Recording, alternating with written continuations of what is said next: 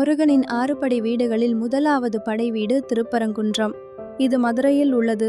இங்குதான் முருகர் தெய்வானையுடன் திருமண கோலத்தில் காட்சி தருகிறார். சுப்பிரமணிய சுவாமி கோவில் முருகனின் 2ஆம் படை வீடு. இது திருச்செந்தூரில் உள்ளது. இங்கு முருகர் சூரனை வதம் செய்ததாக கூறப்படுகிறது. பழனிமலை கோவில் முருகனின் 3ஆம் படை வீடு.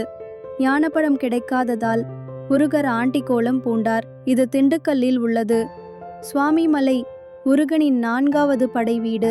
இது தஞ்சாவூரில் உள்ளது. இங்கு முருகன் தனது தந்தைக்கு பிரணவ மந்திரத்தின் பொருளை உணர்த்தியதாக கூறப்படுகிறது. திருத்தணி கோவில் முருகரின் 5ஆம் படை வீடாக திகழ்வது. இங்கு முருகர் வள்ளியை திருமணம் செய்ததாக கூறப்படுகிறது.